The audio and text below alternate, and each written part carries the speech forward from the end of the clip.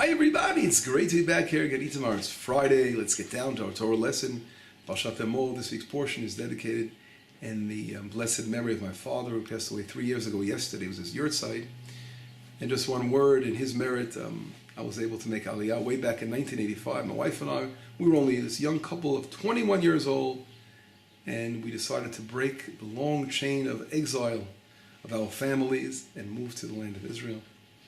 And if it wasn't for my father, my mother standing with us, and of course my wife's parents of blessed memory, standing with her and us together, both parents were so happy, and they were our light of moving to Israel. Because without their support, it would have been much harder for us to do it.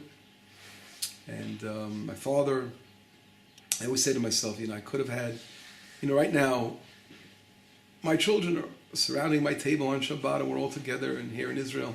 These years when parents are, and again, at a stage of life where you fondly your parents, your children getting older, you can enjoy them and see them growing up, some of them getting married, others will follow soon. It's a very special time of your life. And my parents, although they came to visit Israel twice a year, I still didn't have that luxury of being in such close proximity to my parents for those years, those many years. Because I came to Israel, right? We were living here. So I always felt a sort of lacking. I missed that. On the other hand, sometimes geographically locations can be very far apart, but you're very close because you are spiritually connected. And that's how we really had to look at it. And but my father sacrificed all that just for wanting his children to live in Israel and come back to the land and breaking again that chain of long exile, and that was for him more important than anything. My father was my backbone. Everything I've done in my whole life, becoming a rabbi, and my great work I do today in building the land of Israel and Friends of Itamar, was my father, and all that in his merit and his blessing. And let us take an opportunity now. I can recommend you as you're living in this world, your parents are alive, enjoy every moment you have with them. And remember those precious moments. Of course, we know as Jewish people, we believe in the afterlife, in the world to come. And literally the last month I've been dreaming about my father. He's been visiting me. And I see his tremendous presence is there, and he's alive and kicking. It's just that we're just in different spiritual realms. And sometimes you can't just on call go out there and visit. But anyway, it just shows how this world is we're so small, and what we really know, the spiritual is so much greater and beyond this. But anyway, this lesson in my father's name. I'd like to mention, again, in this week's portion, Parashat Emor, focus on one particular question that I have and try to answer it. As a matter of fact, I mentioned this Torah yesterday at my father's tomb to my family that was standing there. I sort of try to connect the this week's portion in speaking a little about his memory. And if we look at this week's portion, it begins with the Kohanim, the priests. It goes on talking about many laws relating to blemishes, relating to other areas, and animals, blemishes amongst animals, blemishes amongst the priests. It talks about, of course, laws relating to tithes, truma, who is allowed to eat it. It mentions in the beginning also laws of uncleanliness to the dead. The priest is not supposed to be unclean, only to their particular 7 family members. And a high priest is not allowed to become unclean to any of his family members. As a matter of fact, he doesn't leave the temple if he's doing divine service in the temple. He's not allowed to stop, even though he was notified that he lost a beloved one. All these laws are mentioned in this week's portion, and then it follows by the laws of the 3 holidays, the major holidays, Pesach, Sukkot, and Shavuot. And then it goes on to talk about the lighting of the candles in the temple and the showbread. So if we see until now, we're really having a wonderful portion with beautiful, happy events, nothing more happiness. When you're talking about the holidays and the lighting, the candles in the temple, and the showbread, and beautiful happiness. And all of a sudden, boom, the ambience is destroyed by the story of the person who curses God. How do we understand this connection? It seems to be so out of place. The Torah not only didn't have to mention it at all, it could have just sort of mentioned it maybe in passing, the law related to someone who curses God, but had to bring a whole story behind it. What is going on over here? How could it destroy the ambience of our beautiful parasha of learning about the holidays, etc.? And in order to understand maybe a possibility of answering this question, I think we have to understand the background who this person was who was cursing. The person who was cursing God was a very, very misfortunate individual. And the Midrash talks about who he was. He was the son, when the Torah says he was the son of Shlomit bat Divri, from the tribe of Dan. She was an Israeli woman, but the father was an Egyptian man, the Torah says. But who was this Egyptian man? If we go back again, the Midrash talks about, we know the division of labor in Egypt was just like the Nazis had the kapos, Jews that were actually in charge of gathering other Jews up and doing the dirty work for them in certain ways. And the Egyptians began this particular style of slavery, in that they had what we call shotrim, police officers, that they were, you can call them kapos, that they were in charge of the Jews in Egypt, and gathering them up and bringing them over and dividing them and making sure that they were taking care of the proper things. And then they had these Egyptian officers that were over these kapos. But I think using the word kapo is really not a good comparison, for one reason, in that our rabbis teach us that these police officers were very, very righteous.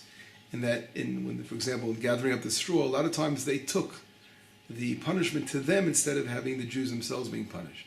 So they were righteous, very righteous kind of kapos, and not like the same way that they were in Nazi Germany. We know many of them were very evil. Anyway, so what happened was an Egyptian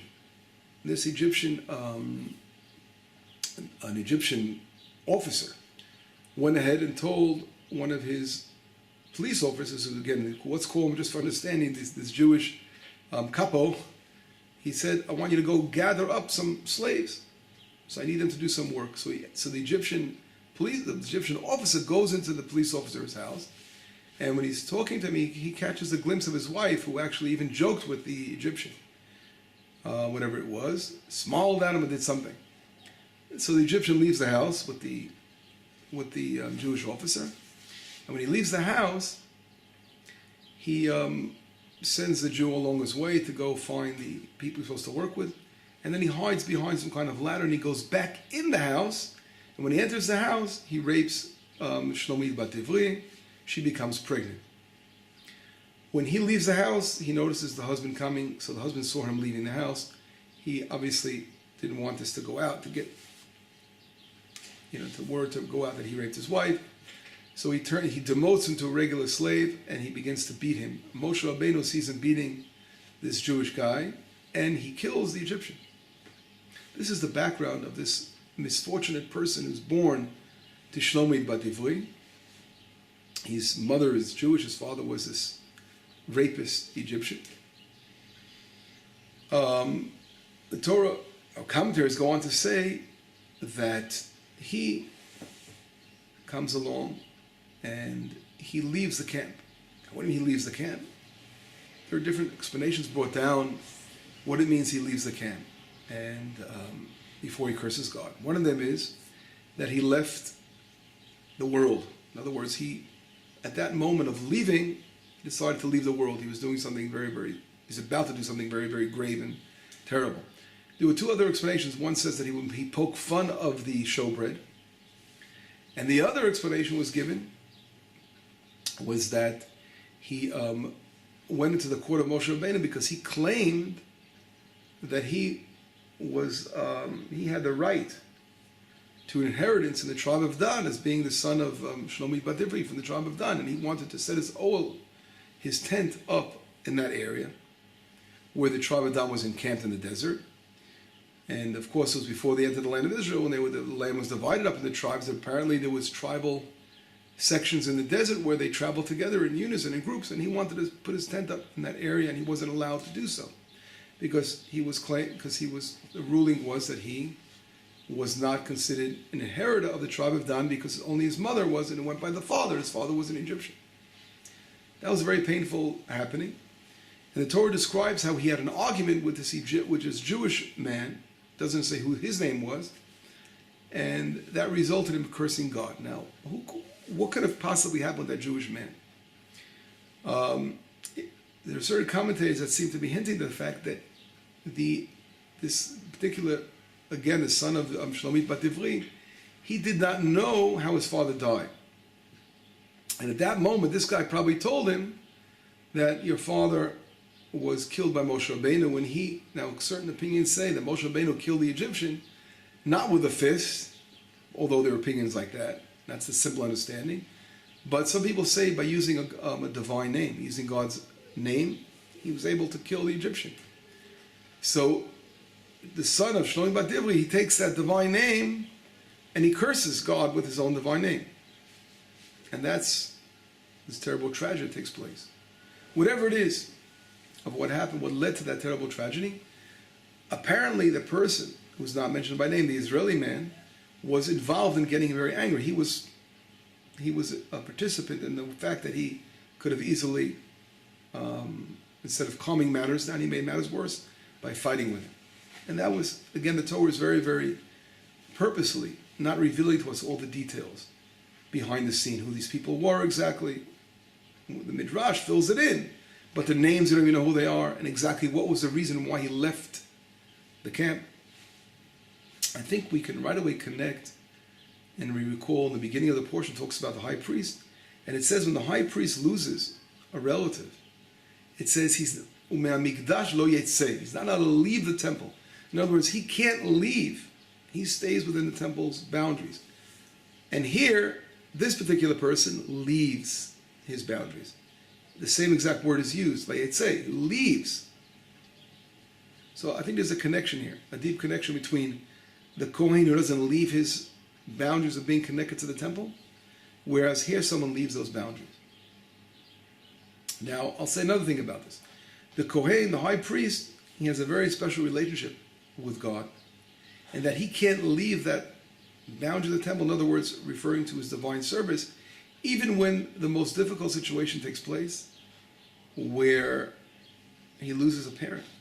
He still has to remain completely bound to God and show his honor to the temple in every way, and not becoming defiled to the unclean, even when it's when a very close, one of his seven close relatives, even a parent. In other words, he has to show an endless devotion to God. And here it's in juxtaposition with with this, again, the son of Shlomi Bat Ivri, that curses God. That here he's leaving his particular boundary. And what I'm trying to say is that the Torah wants to teach us as human beings, boundaries, and how we have to connect to the supreme being above us. Now, I want to clarify. I opened up by asking a question. Why is it compared? Why does the Torah, after, mentioning these beautiful, happy events, we have this terrible tragedy of the person who curses God? And here, I think there's two messages the Torah is giving us. Number one, the Torah says, look at the showbread. What does the showbread represent?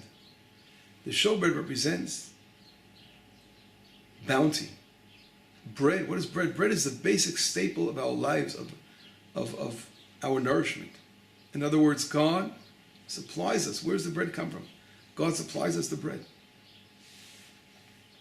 So we have to look at that beautiful bounty and say, where's it coming from? God is the one who's giving that to us. And the oil represents the light of God, the abundance of the world as well. All that beautiful divine spirituality in the world, that the world becomes completely full of spirituality. Those two aspects is connected to this terrible story of cursing God. Why? This misfortunate person, because he was very misfortunate. He grew up in a home, mother was raped, father was killed because he hit a Jew, but his father, without a father. He still grew up as an orphan to a parent. He became part of the house of Israel because he was considered Jewish by the mother. And he wanted to have inheritance with his brothers of Dan, and they didn't let him, which was also very painful. And that was the background that led to him cursing God. In other words, he looked at his terrible situation in life, and he said, life is not good to me. And he cursed God. Think about, on the other hand, he should have related like Eov did, Job, who had a terrible life situation, but he only blessed God. He didn't give in to his personal suffering. So the Torah is trying to say to us, when a person is suffering and he has a very bad situation in the world, and he's grown up in his background, it doesn't exempt him from loving God and finding, a sanctuary, finding relying on the creator of the universe and loving God with all heart and soul, although life is not going so good for us. That's a very hard, very, very hard situation. But that's really the message of the Torah. But it's not as hard as you think. Because here, he could have in his heart felt terrible and even anger. Why is this situation so bad? But he had to go ahead and curse. He had to do something very, very active. Cursing the creator of the universe. He could have remained silent. He could have had his anger within his heart, which is also not a good thing, but he went ahead and actually cursed God, an active action of cursing God. And I think the fact that the Torah has to bring the story, it couldn't suffice with saying, you know something? Anyone who curses God is punishable by death. Why did the Torah have to bring this particular story and bring it down? And I think the Torah brings the story down because a person could say, in this situation, how can you blame this poor guy for cursing God? Maybe if the Torah would have just mentioned when someone curses God, he's punishable, it would say it's talking about normal people, not people that grew up in broken homes and have all kinds of social, personal difficulties in their home. They have an exemption. We're giving you a pass. But the answer is no. We see here the Torah does not give a pass. And this is very, very, in one way you can be, why? Is that cruelty? No, it's not cruelty. Because God is saying, do not have mercy. A person should have mercy on himself and say, I'm misfortunate, look at me, look where I grew up, look what I have, look at my background, I have nothing. And curse God. God is trying to teach us that we have the power of getting out of these crazy situations that we're in. And if God would allow us to feel bad for ourselves and have too much over mercy on ourselves, then we remain in that terrible situation our whole lives. We have to look and say, wow, look what kind of world it is. Look at the world, look at the oil of the temple as a sign. Look what kind of light is coming down in this world. Look at the table. Look at this beautiful table of the showbread. Look how much abundance. Look where our life has in this world. Look how much beauty is in this world. When a person looks at that and gets a positive side, he will realize that I can rely on my Creator. Look what I have to benefit from the world. How much I can grow in this world. How much can I grow close to God in this world. That is what God is teaching us to focus on. And therefore, this story was brought down so it shouldn't mislead us to say, oh, you know something, leave him alone, we have to have mercy on him. No, God's saying, don't have mercy on those people. Let them, if you really want to have true mercy on that person, you have to help. God helps those who help themselves, right? In other words, of course, we have to have mercy on helping, don't get me wrong, helping the misfortunate.